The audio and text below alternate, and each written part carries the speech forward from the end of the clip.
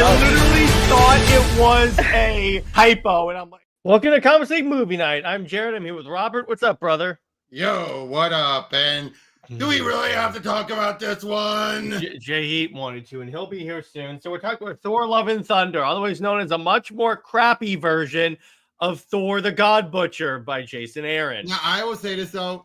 I still prefer, do not consider this the worst, because I still rank it above Dark World, because Dark World is just boring. I actually enjoy Dark World. I'm just gonna tell you that. Okay, you're right to be wrong. I'm kidding. Well, you should know that, considering you're a Lois Lane stan. I'm only kidding, but I think that's some justification for that. Yeah, but so the reason why I designated it as that, because it was at this point that the decline in the Marvel Cinematic Universe started to become more apparent. Yes, and you could say Captain Marvel was the start, but this was the first time where it's hard to argue. Yeah, because, okay, so this movie was concerning from the very beginning, even before it came out, because then Taika Waititi is like, oh, I can't wait to ruin... Tadiwaki, I believe, isn't it? No, it's Taika Waititi. Okay, sorry. He basically goes, I can't wait for to show you guys how much I ruined Thor. Like, he's going out there telling you he's gonna ruin it, or he's like, I'm gonna give you a version of Thor that no one wants to see. And I'm like, bro, that's not what you tell your audience if you want them to show up. No, you don't. Here's the sad part. A lot of the visuals of this movie look good, where he has the cape and the furs and everything. That looks good. It looks very Viking. And yeah, go ahead. And I gotta say, how he was able to get Gunn out of the mess that the Russos put him in by deciding, I'll explain why Thor leaves the Guardians, so that way Gunn doesn't have to worry about it. Oh yeah, exactly. I appreciate that, because let's be honest, that was a bad place to put him in without even asking Gunn. They were just like, here you go. It's like, I don't want this. No. Exactly. But speaking of that, so the problem with this movie is, I think that one of this movie's chief sins, you could say its past sins, if you will, is that it keeps repeating jokes like the screaming goats. Like, it keeps happening. And when I was rewatching this, I remember going, oh my gosh, shut up. In fact, unfortunately, that's gone as far as to even into Rivals. You still hear those goats, and I'm like, no, shut up.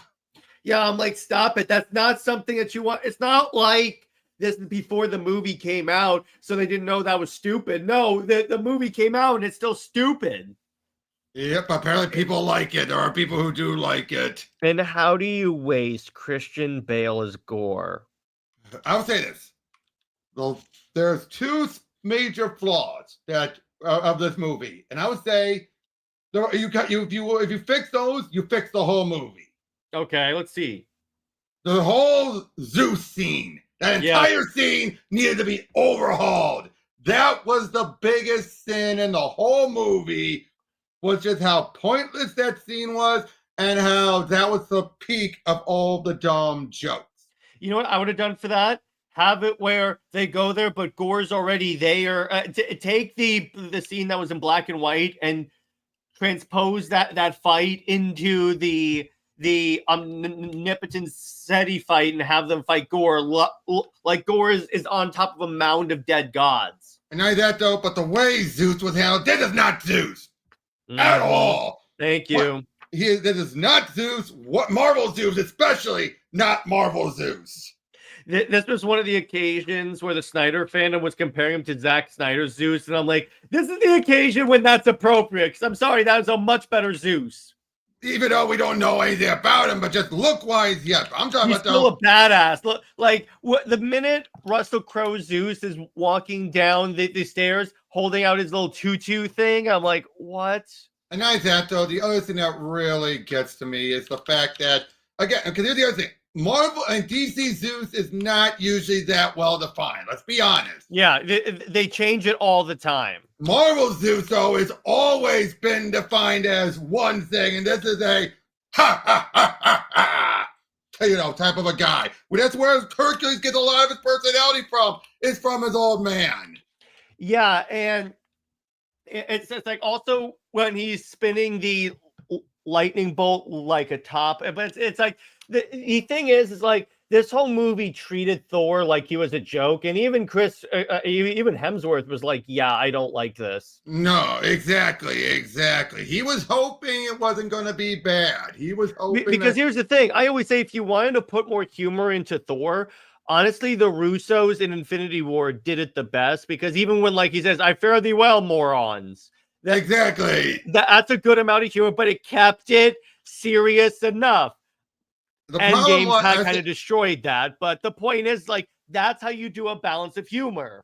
the problem was is that people like they looked at how well Ragnarok got lucky, but that was because it was surrounded by it had to keep a more serious tone because it was leading to Infinity War. Well, And even beyond that, it's like a lot of people liked Ragnarok because it was like a little palate cleanser, and people were like, "Okay, that was a fun thing." So let's see if Marvel like learns from that, maybe puts a little bit of humor. But they triple down on it, and that's one of the reasons why people hate this movie. Oh, no, but I'm saying no. I think that's why. I think he was on a leash. Yeah, I exactly. think he was on a leash because it was leading into Infinity War, and basically like he had to work around it. And then because he got like let off the chain, for lack of a better term, it's like, yeah, you get this BS. Now the stuff that worked, the chain stuff worked. Yes, I will say I was concerned going into this movie because I was like, oh god, are they going to replace Thor? No, they didn't. They did. No. In fact, they killed Jane. So there you go. I know, but it worked. That part worked. The Gorr obviously worked the whole time. Gorr were great, even though we didn't see him butchering gods. Now, actually, I would say this. I forgot to say the other thing I needed fixing, or at least more tweaking, less than overhauling, the kid stuff at the end needed more setup. It was so goofy. I'm torn. Well, here's the other thing. It's like, so you're telling me Thor could have done that the entire time? Why didn't he do that with every adult in Asgard and power them up and say, "Let's go find our kids"? Exactly. Well, you could make the argument sharing it with kids is a lot less energy than full-grown adults. That's true. They should have told us that, though. They should have, though. But like I said, though, but I think it's a mixture. There's a mixture of things in here. But the other thing is, I would have put more scenes of Gorr killing gods because, again, he's the God Butcher. No, and I agree with that. But like I said, though, but those were the two biggest problems I had.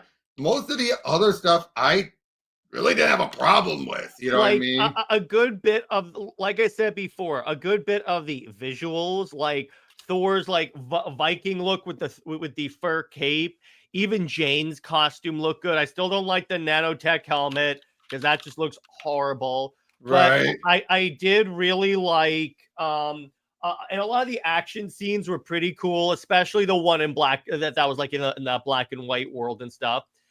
So, and the music was really good, except for when he put like guitar riffs in there. But besides that, see, that's the thing.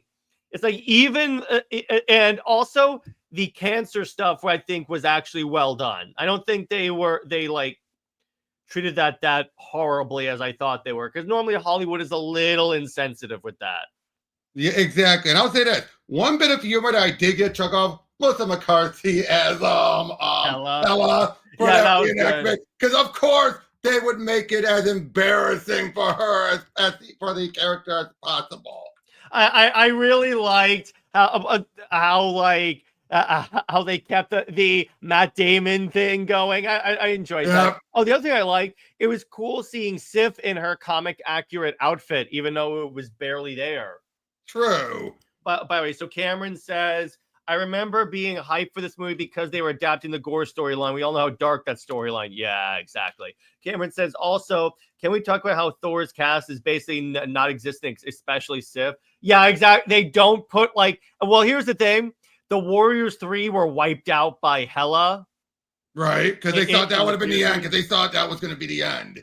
Yeah, and then they gave him a fourth movie, and I'm like, Okay. I think what they were trying to do by putting him on the Guardians is give him a new cast, but then they kind of, again, screwed James Gunn. So it's like, all right. Yeah, because to be honest, if I was even Gunn's shoes, even I'd be like, what the heck, guys? I didn't what want I would this. have done, what I would have done is not put him on the Guardians, just have Thor have a solo adventure.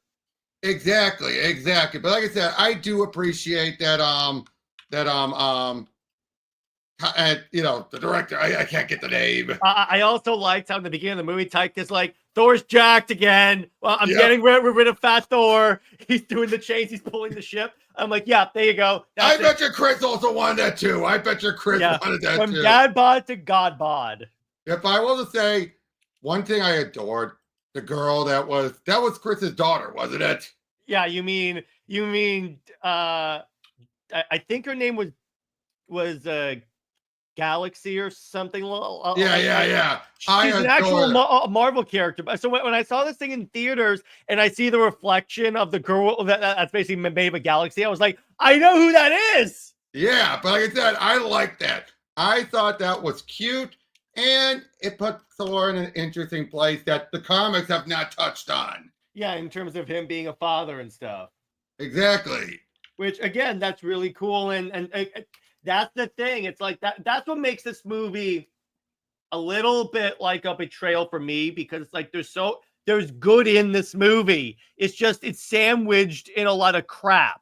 Exactly. That's the biggest issue here. It's sandwiched between so much crap, and it's like, again, just why they wasted I mean, I would say this. This is why I say it's not the worst, because there is more good here. I would say this. It's better called as the most wasted potential. Yeah. Of the MCU. Here's the thing. You also have it where Waititi has made statements saying, "Oh yeah, I read a Thor comic and I hated it." Then why even take the job? He said because I think he said something like my family was like poor and I needed to make money for my family, and I'm like, okay, fair enough, but can you at least tell them, can you give me a different character? I get the feeling that maybe he wanted to do Guardians of the Galaxy, but because that was Gunn's thing, they said, hey, you can take Thor. But like I said, I'm positive Ragnarok, he was on a leash. He had to have been on a leash. Yeah, because it was meant to lead up. Mm-hmm. Exactly. What are your guys' thoughts on Steve Rogers kept him? That's kind of random. Yeah, because we're talking about Thor, Julian. But the idea, so, and again, it's like and again, the Jane stuff was really well in this. I also liked how the hammer could turn into like fragments and like oh yeah, that was cool. That was and how when she struck a pose, all the pieces came down individually and you could hear the sound. That was really dope. And I love the explanation to how they broke up. I love that explanation. It was handled well. Yeah. The other part that I think was like overused in terms of humor was the Stormbreaker is the jealous girlfriend joke. I'm just like, that was good for one joke. That was a one joke thing. But they kept doing it, and I'm like, oh my God. And they're just retconning in that Stormbreaker has like another personality within it when that was never established in the MCU. No, but I could see why they could go for it. I could see why they went for it, because it is kind of funny. And well, here's the thing. It is a Norse mythology thing where they put like the spirits of things in their gear. So that does make sense. Mm-hmm. Cameron says, now that poster is worried because they just built up a storyline of the gods, basically wanting to be remembered and have Zeus and send Hercules to remind him. Well, I don't think that's happening. Me neither. I think that was set up in case the movie did well, but because the movie did, unfortunately, it's sad for the actor that played Hercules, but I don't think we're going to see him again. Me neither. Which is sad because he looked like comic book Hercules. He did.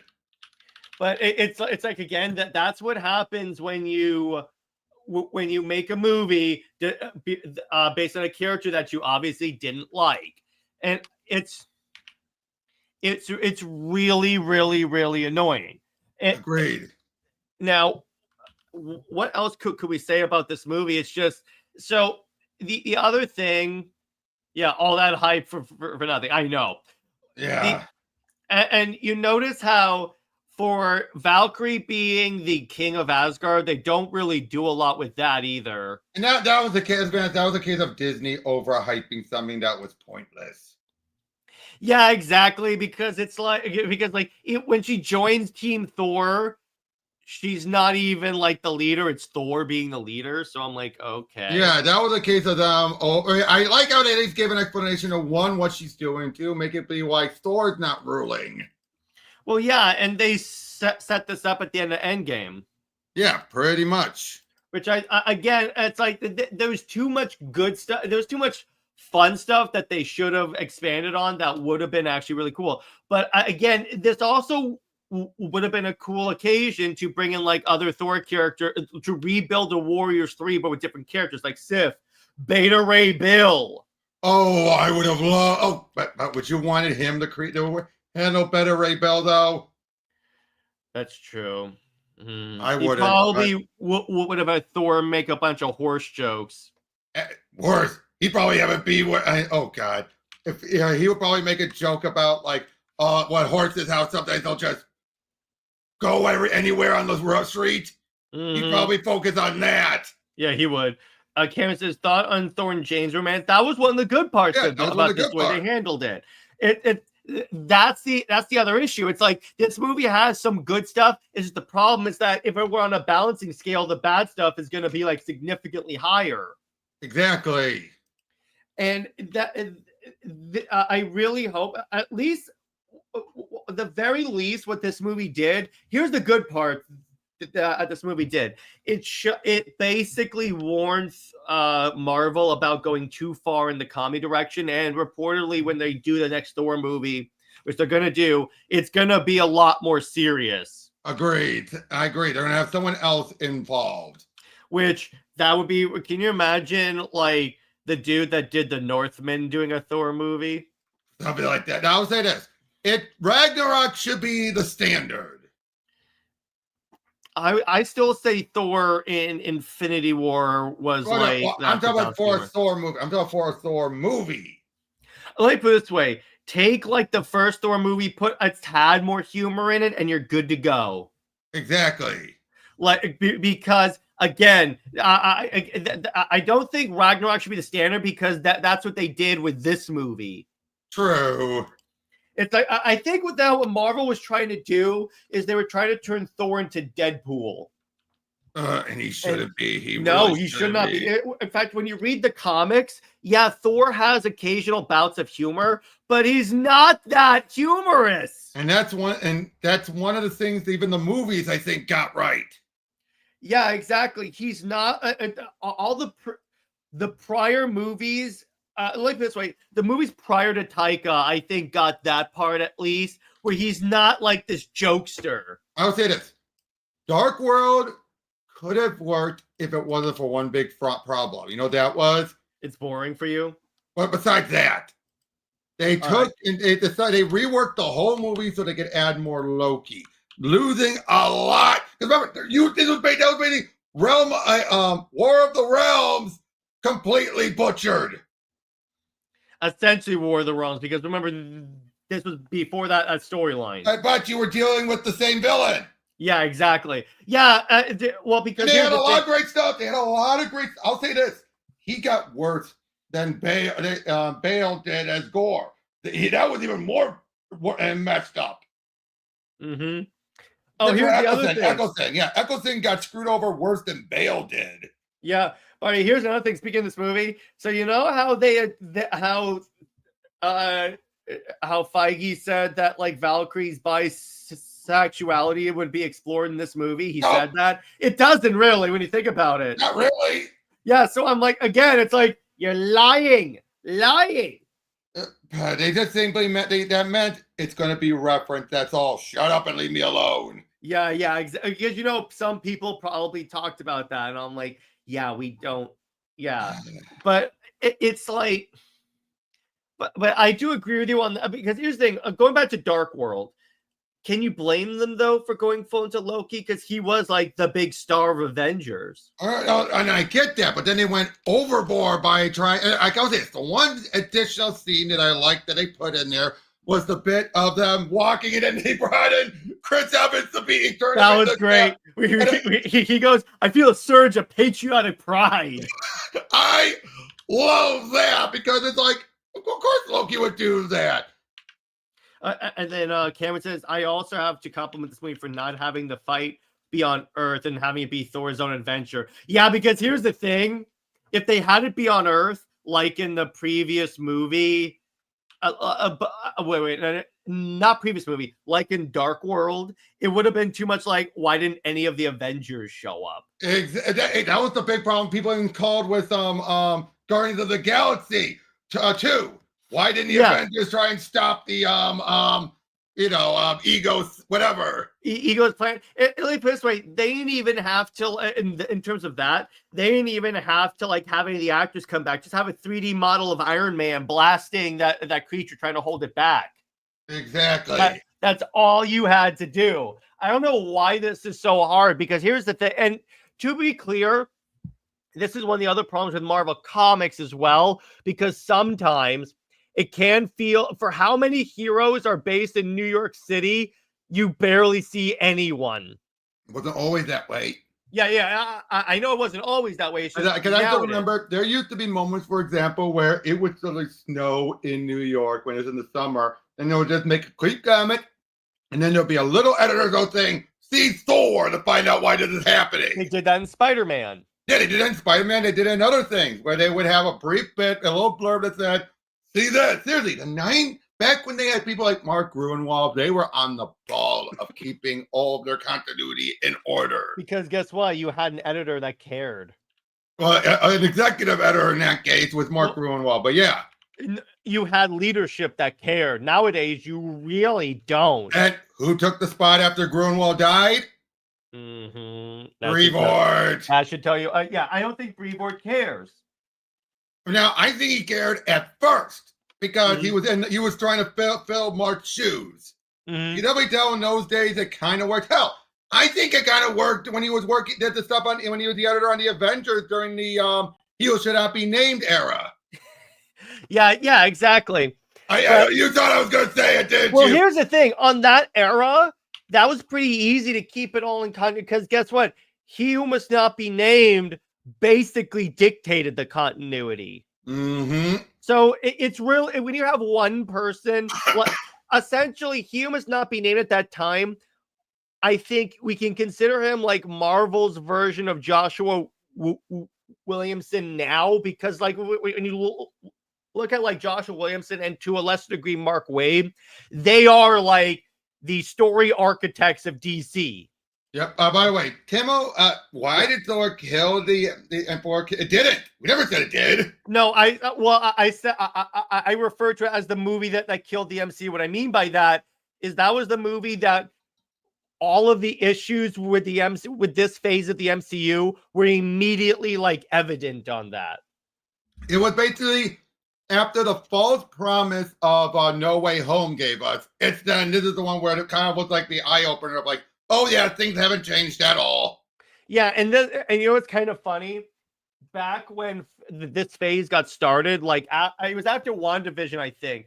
Feige said that like, oh yeah, we're going away from the big phase thing, and we're kind of just telling stories. And I'm like, and then they said they were going to meet to come up with a plan. And I go, this is the part where I started to notice, yeah, you really don't have a plan for anything. You're just throwing crap at the thing and seeing what sticks. But to be fair, I don't blame Feige for that. I blame Disney. Well, Feige, I do blame Feige because he is the head of the MCU. It is part of his job. But Disney kind of forced him to get that. From what I understood, he wanted to take a bit of a pause between, after Endgame, but they say, nope, you got to get to the next one. Go. Well, yeah, but but you could have used the time that WandaVision bought you to think of, okay, so what are we going to, so what he could have done is this. He could have said, okay, so what's our next bad guy? Who are we going to build to? Let's say it was Dr. Doom. He didn't have to tease him in WandaVision. I'm not saying that. What I'm just saying is that use that to determine, okay, so we're going to build a Doom. Now, what movies do we need to do to get to Doom and like Secret Wars per se? And then you start like, technically they were, okay. Well, I'm just using Doom as an example. Right. Because yeah, even with Kang, because say what you want about using Kang, they did set Kang up per se. I mean, well, actually, no, they didn't. The only movie that's that you could say set Kang up was Ant-Man. No, Loki. Mm. Loki set it up because because that was supposed to, remember, same actor, same character. Oh yeah, it was that. Yeah, it was him and then Ant-Man. You have to remember, they were trying to keep him contained because he would have become Kang. Well, from what they said, from what Feige said, you know when they decided that Kang was going to be the main bad guy? When they saw the performance in Loki. It was that late. Really? I thought that's what he said. I was hoping it wasn't that dumb. No, again, Robert, they didn't have a plan for this. You're right, they really didn't. And you know what I think it is? I think the Marvel movies at this point had the attitude that Marvel Comics has now, where they're like, oh, we're Marvel. Anyone will come see our movies. Exactly. And look what happened with that. How'd that work out for you guys? How'd that work out for you guys? Now, you had some wins, like Spider-Man, of course, and Loki. Maybe Moon Knight you could count. But a lot of this stuff, I'm like, no, this has not been going well for you. Not at all. Particularly when you invest heavily into all new, all different Marvel. Yeah, hey, what's up, Jay Heat? And by Jay Heat, you have the link, so there you go. But it's like, when you invest heavily into all new, all different, which was an era of Marvel, and by the way, coordinated era of Marvel, we are sticking to that to that statement. Right. That caused Marvel to bomb at the time. Because when you think about it, look at the way DC was at this point. This was during Rebirth, where they're bringing back what people wanted, and Marvel's taking away what people wanted. So I'm like, of course they're gonna, of course, you're gonna tank Marvel. Exactly. And I'm just like, I feel like Marvel is in that position now where they're like, I don't think it's as bad as it was in 2017 with all new or different yet. I think it's good. I think we're trending in that direction for Marvel. Right. Agreed. Because when you look at like the weekly and monthly sales, the amount of Marvel books that are in that are dwindling. Big time. In fact, even in March, he still was spamming. Oh, okay, that's fine. But Jay says Sanders is better than this movie, of course. Hey, what's up, Jay Heat? How you doing? It's his cousin's birthday, Terry. But besides that, it's like, but that was the issue. It's like, so. Yeah, I'm trying to think. I'm trying to think where else I want to take this. It's like with this movie, what you it's like, it's kind of interesting how like Marvel keeps learning the wrong lessons from stuff because because yes, you could take Ragnarok as the lesson of put a little more humor into Thor. That's fine. Same with Guardians. Yeah, that's fine. But the problem is they took what worked in Guardians and Thor 3 and ramped it up to the point where it got annoying. And unfortunately, the other hero should have been named also kind of set that standard to a point. But even he didn't go that badly by comparison. Well, when you have Bruce Banner falling into Natasha's boobs. Okay, I said. And Iron Man saying, hope you and Banner are playing hide the zucchini. Okay, first of all, that sounds like that was an improv from RDJ. Yeah, but then you could have cut it out. True, but come on, they probably thought anything RDJ said was gold. Yeah, but it's combined with half the other crap that it sounds like a he must not be named joke. It doesn't sound like an RDJ joke because I've seen him in his movies where he didn't put that in there. True. But yeah, Tevye makes a good point. Gorr was the best part of the movie. And Jane. Gorr and Jane were the best part. Yeah. Now, am I upset that they gave him a nose and stuff? I'm like, okay, I get why they didn't want to do it. I'm not upset about that. Yeah, I'm of the opinion that as long as they get the overall gist of the character, yeah, I can kind of abide by a few like inaccuracies, if you will, in terms of the comic booky look of it. I'm kind of cool with that. Exactly. Timo says, do you think it was a pathetic move from Marvel to take Robert on board in light of Russo in order to save... Take who on board? What? Robert. What? No, it's because it's going to be Stark from another universe, not Victor Von. No, they said it's going to be... you mean Robert Downey Jr.? He means Robert Downey Jr. Yeah, but no, they said it's going to... They said it's Von Doom. Yeah. They didn't say it's another Tony Stark. Yeah, they've never said that. I mean, if you know any information, go ahead and cite it and we'll talk about it. But as far as I know, it's just that. Yeah, exactly. I mean, I haven't heard anything. And again, so let's talk about Jane real quick because people are talking about that in the chat. Think about Jane. Again, they still made Thor seem like powerful and stuff because the temptation is when you feature like the strong female protagonist or something like that, they kind of denigrate the male character to hold up the female like they did with Captain Marvel. And this, they didn't do that. I think that they appreciated Chris enough that they were not going to just screw him. Yeah, exactly. And unlike the other actor, like Evans and RDJ, Chris said, I'm still sticking over. I want to stick around still. He wasn't like the others who were like, nope, I'm out. Come up with a way to write me out.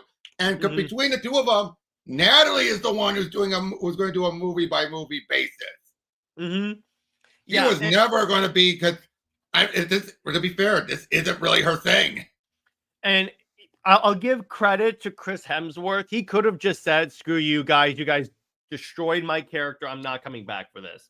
But he said, I want to be, he cares that much about the character. He's like, okay, you know what? I'm going to, let's see if I can, didn't he have health issues too, though, if I recall? I don't know. I think so. Yeah, like some type of chronic health issue or something, I think. Yeah, so hopefully. That's the other thing. Because Russell Crowe himself cast as Zeus is a good casting. But they wrote him like a joke. I know. It's like, see, here's the thing. The way that Russell Crowe should play Zeus is kind of like he played Jor-El, where this sense of gravitas and regality. Can I show you an example of how this this Zeus should have been? Hold on, where is it? There we go. No, wait, that's not it. Hold on, where is it? By TMO says, few people say that Eternity in this movie is a wish-fulfilling genie from a lamp. Look at that. Yeah, that's what it should be. Welcome home, son. I've been expecting thee for some time now. The stage is set. The final act now begins. When the curtain falls, only one of us shall remain. Ha ha! And then after he fights off, fights off Hercules. We just look at that. Yeah, that's dope. And then by the end of it all, he then says, "Nay, look at this. This is all like, yeah." Again, I love that. Why couldn't we get that? I know. Again, it's like here's what he should have done. Here's how Zeus should have been portrayed. Have it be that, yes, he is wary of it, but he's not afraid of dying. He's afraid of his subjects getting harmed. And I can understand your point. Wanting to have them be in blissful ignorance, that part was not bad. Would you agree to that? Him wanting to keep his people in blissful ignorance was not bad. But him the fact that he was afraid and stuff. No, not that. Go ahead. No, that, and then of course, making Thor naked just for the girls to go woo. Exactly, and like him walking down the stairs like this. Oh, like prissy. They made him so prissy. I know, and that's not Zeus. Oh yeah, but yeah, he always had red hair, Tavia, always. Yeah, I think, I was a little confused because I'm more used to the DC version of Zeus. Again, which version? There's been multiple. Probably the white-haired one. All right, can I say the one that was in the stuff with Diana's brother? He was definitely not white-haired. No, the new 52 Zeus was badass because they give him dreadlocks. Mm-hmm. Now, Britt and I always talk about how that version of Zeus looked bad. Yeah, Zeus is so infrequent in And DC. here's the thing: you can explain that by saying that gods change their appearances all the time. Exactly, but that's why it's not that big of a deal that like did that different artists draw him differently. Exactly, but again, try telling that to these people. And Tavia brings up a good point. He's called the God Butcher, but we never see him actually butcher gods, except in the beginning. Except in the beginning when he gets the sword.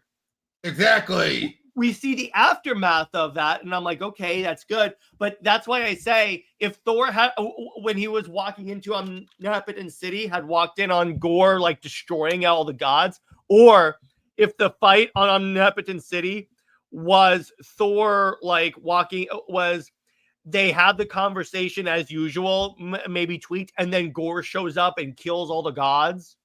Yep, and things like that. But again, here's the other big thing: why did Thor need the lightning bolt? They never really made that clear. Yeah, because it's like, okay, if I can't have the gods join me, maybe I'll take the weapons, and I'm like, yeah, wait, that doesn't make a lick of sense. Yeah, none of them really did, and I'm just like, see, here's the thing: this movie basically was the worst parts of showing but not telling. Exactly. Because if you had said that like Thor needs the power boost that would come from like the lightning bolt, that would be one thing. But you didn't say that. They don't even do that. Yeah, and I'm like, or you maybe wanted to have a weapon for Valkyrie. That's another thing. Yeah. But again, you don't do that. Or like they don't explain practically any of this movie. Exactly. And here's the other thing. I think the other issue with this is like this movie was also written by Taika. Yeah, whereas the other one was not. The other one was not. It was directed by him, but this one was written. That's why it gets really because in a lot of his movies, like Jojo Rabbit, he has a lot of this really cringy humor. Exactly. Yeah, and honestly, it's like. You notice that after this movie came out, his Star Wars movie vanished. Yeah, big time, fast. Yeah, it's kind of like when Wonder Woman 1984 failed and then Patty's Star Wars movie vanished, which I don't think that's fair, to be clear, because like, no. Yeah, every director's going to have one bomb. Exactly. That wasn't fair. Yeah, to both directors, you shouldn't really go on with that. Now, unlike say, I would, if anything happened to that the director of Joker, if all you do, no, he deserved it. Yeah.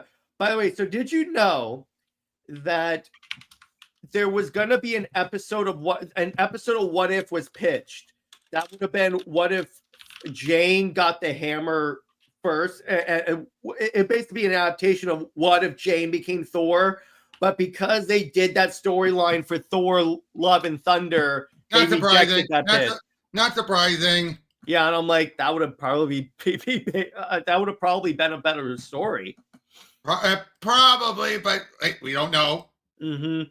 Yeah, exactly. But honestly, at this point, the way now let's transition to, I think the way that they need to take Thor is, I would say honestly, go super serious in the next one. Now I gotta make it clear. Let's agree to something else. War of the Realms is not going to happen because of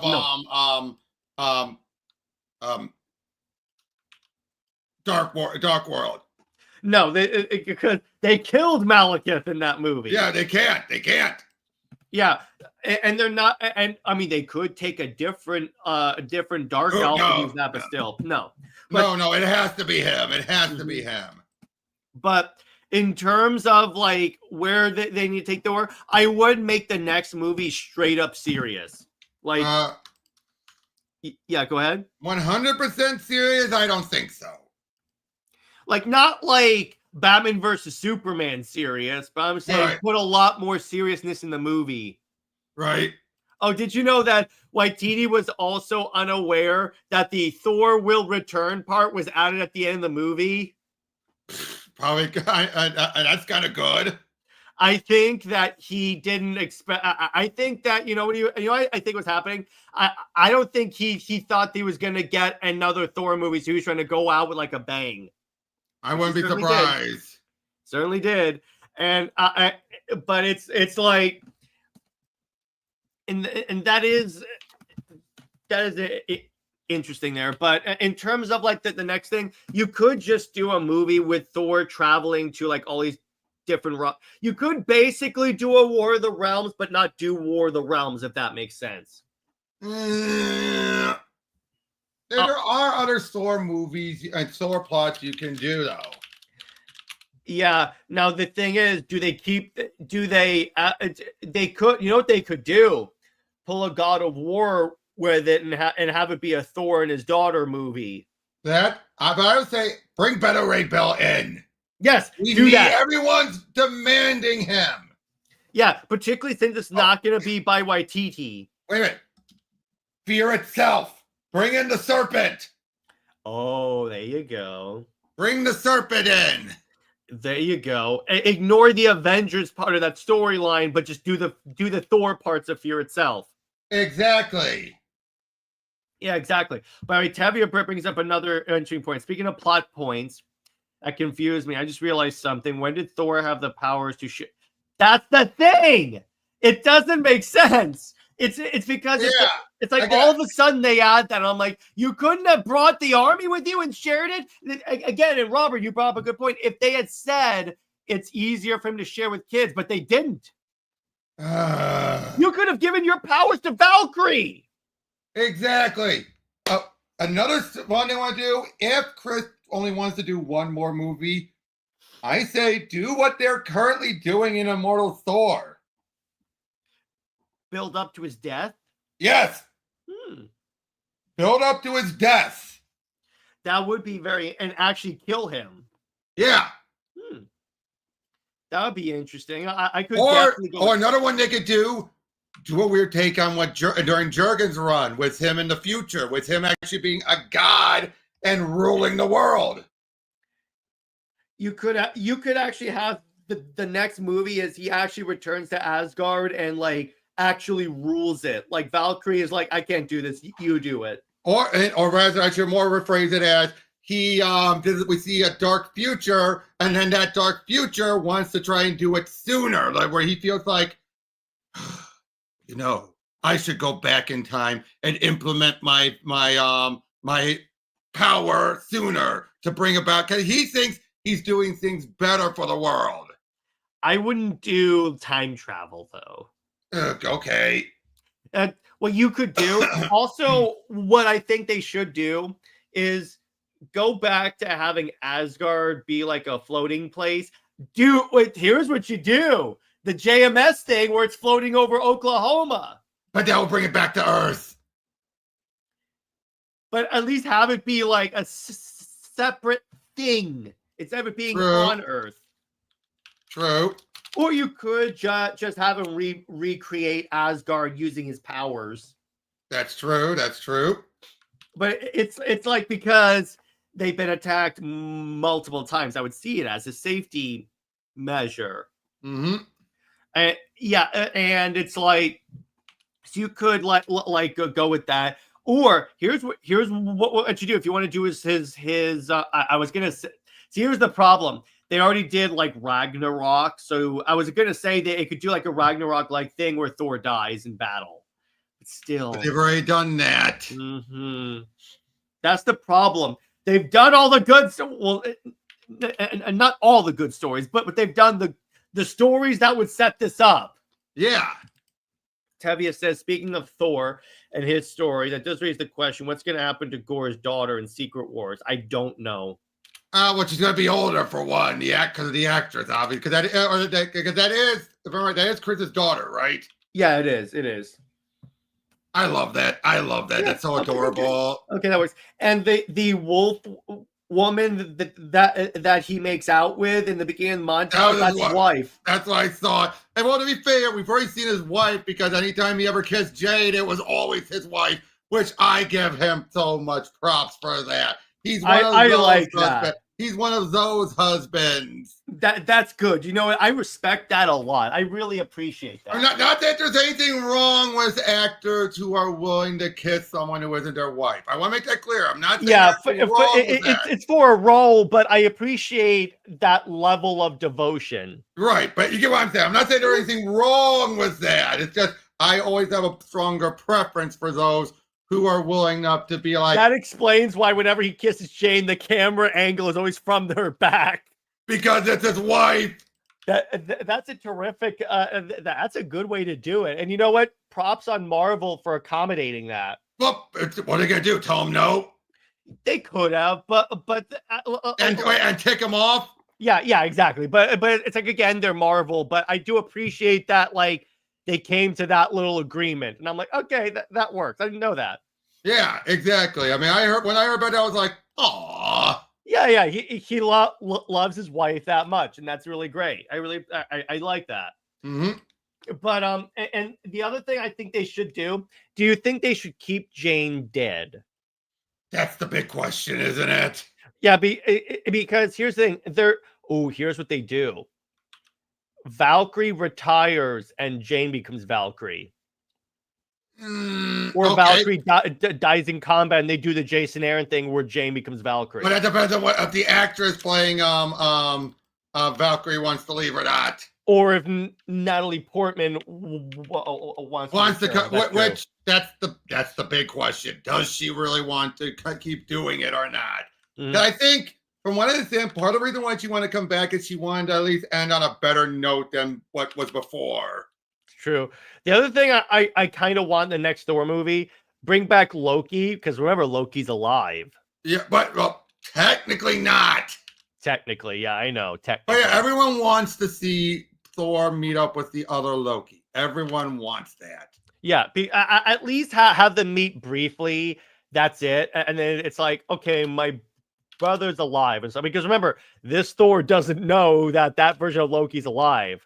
That's true. He doesn't know. And yes, he should know. He should know. Mm-hmm. Which that would be very interesting for that. Tevia also brings up sequel villains Magog. No, it was Mangog. Mangog. Okay, Mangog. But you know what's kind of funny? When Jason Aaron did Heroes Are Born, basically Wonder Woman was fighting basically Odin, but he's Mangog. Yep, that was good. I like that. Mangog is but Mangog. Mangog's an interesting one because he's the type that's both a giant monster, but he does have a sentience to him. He's not he's closer to Surtur in that regard.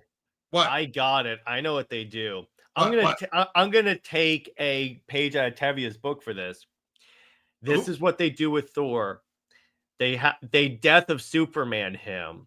Like they have him fight Mangog and they both die at the end from battle. That could be an interesting one. Bro, that's what they do. That Marvel adapts the Death of Superman, but with Thor. Yeah? Yeah, but would it get as much of the in-universe clout as losing Superman? No, but I'm saying if you want to kill because here's the interesting thing. When Stan Lee created Thor, he basically said, let's make Superman, but let's also have him be like a god. Well, yeah. Well, so that was like, what are the easy? Remember, dude, he also would openly admit he was being very lazy too. That too. I know. I'm not like saying it was the most creative thing, but I'm saying that's a way to like homage that reasoning for creating Thor. Mm-hmm. And plus, what you could end the movie on, he goes to Valhalla and reunites with Jane. You just have Natalie Portman come back to just stand there, and then they reunite. Now, obviously, I think Portman is at least open to coming back, because why else would they leave that little bit at the end dangling? Yeah, exactly. So I'm like, if you want to kill Thor, that's what you can do. Exactly. Plus, that would be really cool, because you could have it where, like, in the escalation of the fight, he's fighting Mangog, and then Mangog breaks Stormbreaker. So he goes back to, so it turns into a straight up fisticuffs. Right. See, that's what I would do, and that's kind of the way. Again, if you want to kill Thor, in other words, if Hemsworth is Mangog like, would be the one to do it. Mangog would be the one to do it since you no longer have Surtur. Yeah, exactly. Yeah, exactly. So if you want to, if Hemsworth says, I don't want to come back, I want to do one more Thor movie, and then that's it. That's the way to do it. And I would agree. That is the way to do it. Yes. Yeah, exactly. And you can even call the movie The Death of Thor. Or Death of a God. Ooh, or Godfall. Thor God. Let's like Superman Godfall. Let's just name it different Superman stories. Dude. Thor Apocalypse. Oh, definitely not. I'm only kidding. I know you are. The idea also opens the door for Hercules to return in the sequel to pay off. Maybe Hercules it takes over as like Thor, air quotes. Or like no one does. Let's just say no one does. So long as they don't say so long as they don't say Thor is a mantle. I know. That was the stupidest thing that Jason Aaron said in regards to And Thor then they had to be, the Hammer liked him better. Yeah, I'm like, bro, really? I'm not kidding, dude. I'm not kidding. I'm just like, bro, it's his name. But then they said they had to be said, the Hammer liked him better.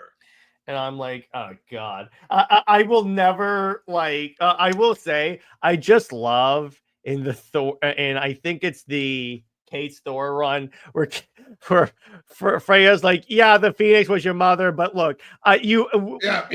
When you first said mom, you said to one person, that was me. I'm your mother.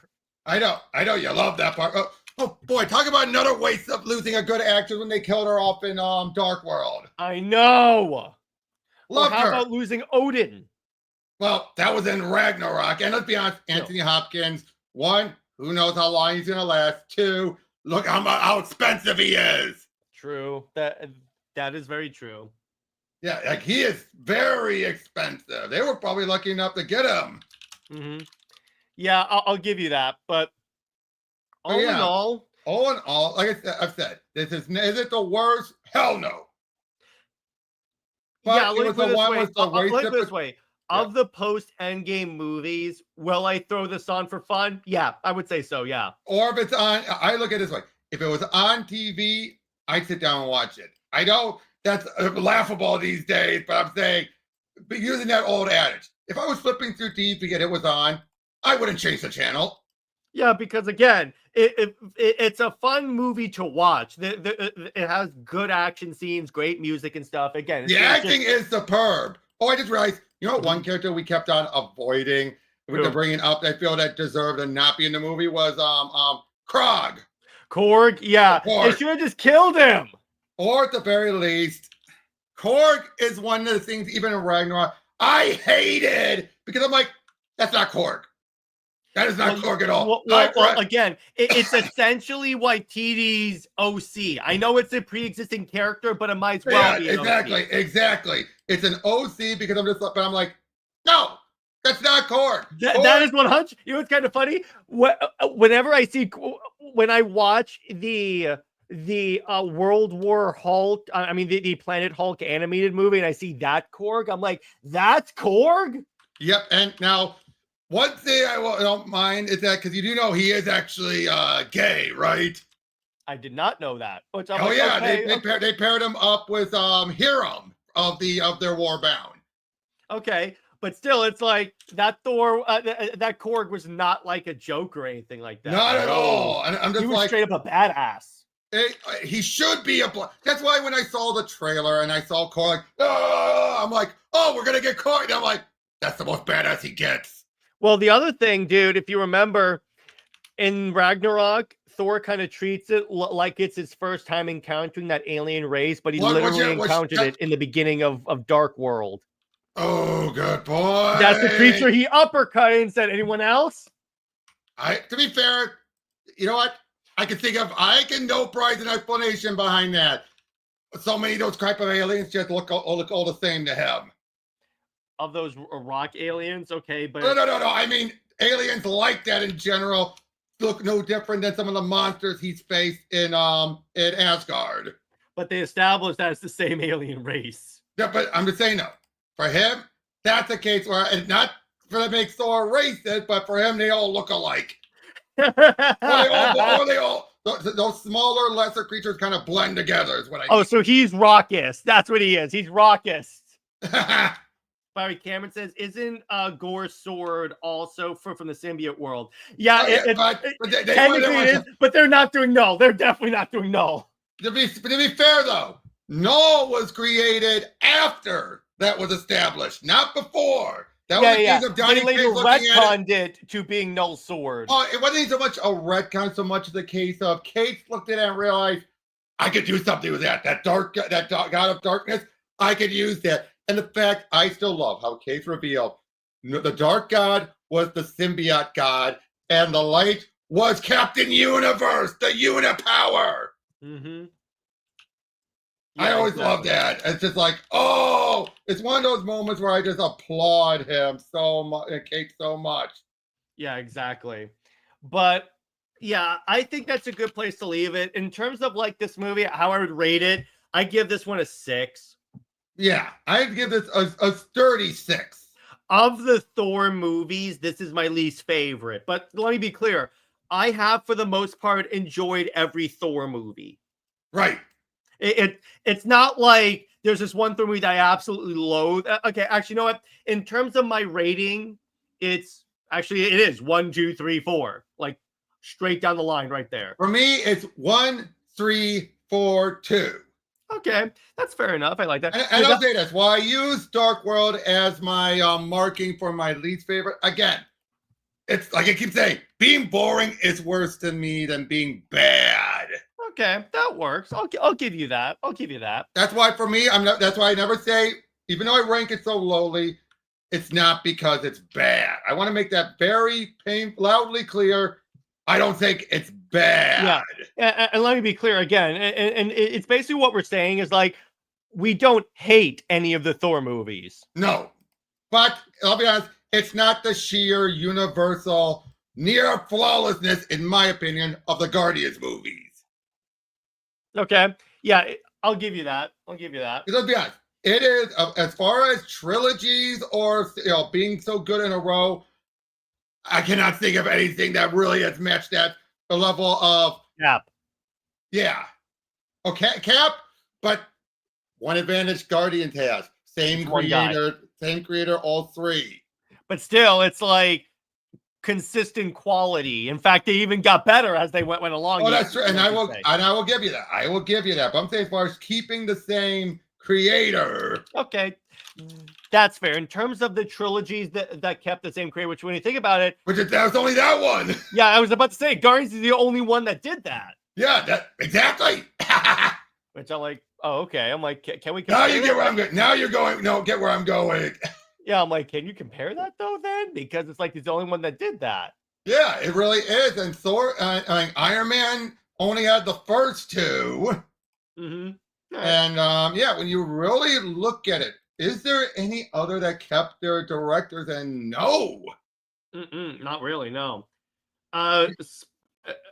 Not Spider-Man. Tavi asked about Spider-Man. Spider-Man. No, Spider-Man. No, you're right. Spider-Man did.